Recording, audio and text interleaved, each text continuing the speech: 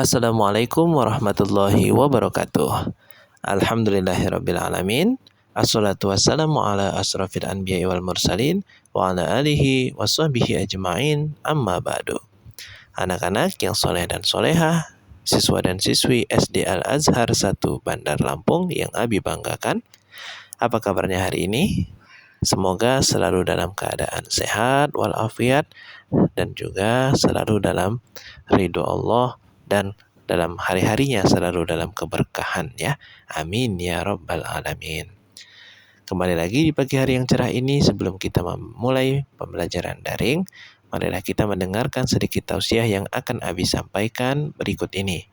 Namun sebelumnya Abi beritahukan kembali bahwa PPDB di SD Al-Azhar 1 Bandar Lampung sudah dibuka, dan jika ada sanak saudara, adiknya, keluarganya, siapa yang ingin mendaftar sekolah, yakni mendaftar SD, bisa menghubungi nomor Mitsubishi ya yang ada tertera pada gambar yang Abi cantumkan ya. Semoga semua bisa bergabung di sekolah kita, yakni SD Al-Azhar 1 Bandar Lampung ya. Dan juga Abi ucapkan selamat melaksanakan penilaian akhir semester atau PAS ya, semester ganjil tahun pelajaran 2021-2022 yang akan dilaksanakan tanggal 29 November 2021 sampai dengan akhirnya nanti tanggal 6 Desember 2021.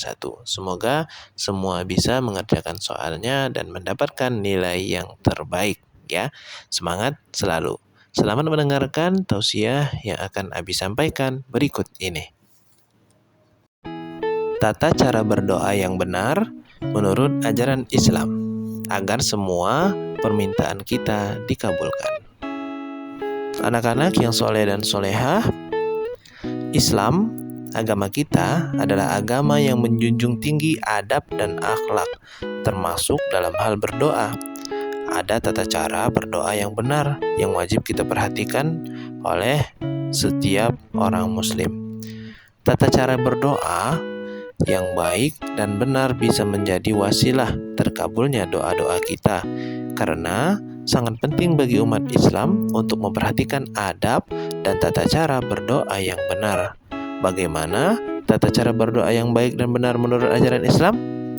Untuk menjawab hari ini, mari kita pahami terlebih dahulu apa sih itu doa. Doa dalam Islam adalah memohon atau meminta pertolongan kepada Allah Subhanahu wa Ta'ala. Nabi ulangi, doa di dalam Islam adalah memohon atau meminta pertolongan kepada Allah Subhanahu wa Ta'ala.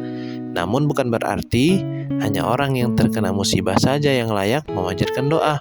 Sebagai seorang muslim, kita layak berdoa walaupun dalam keadaan sehat.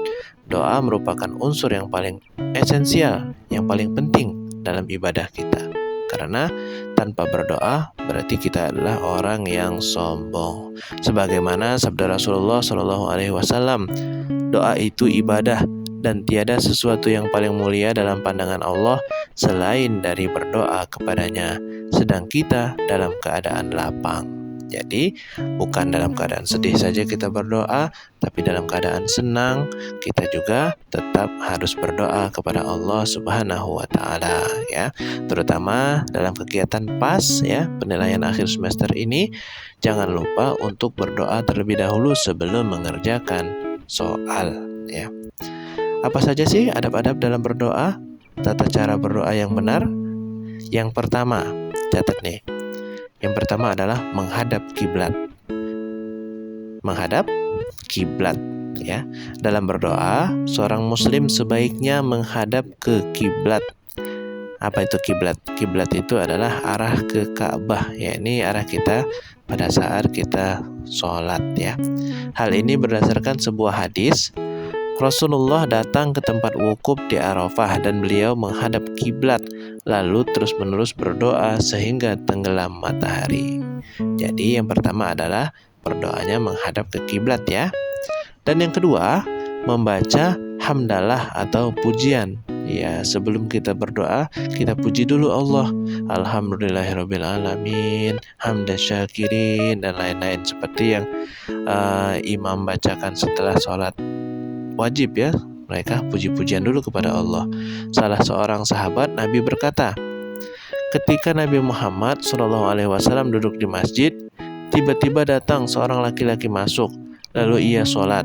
Setelah selesai sholat, ia membaca doa, Allahumma firli warhamni.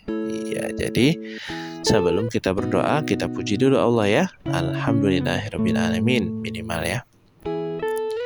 Maka waktu itu Rasulullah SAW pun berkata kepada orang yang setelah selesai sholat tadi, wahai kawan, engkau terburu-buru. Jika engkau sholat, duduklah dahulu, kemudian bacalah puji-pujian kepada Allah, karena Dia yang memiliki pujian itu.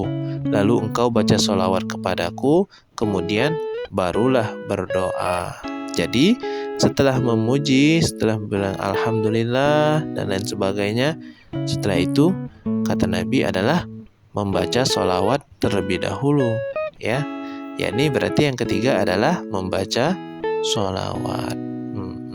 Alhamdulillahirrabbilalamin. Allahumma sholli ala sayyidina Muhammad wa ala ali sayyidina Muhammad. Minimal seperti itu ya. Dan yang keempat, berdoa dengan suara lembut dan rasa takut ya. Jadi doanya jangan marah-marah.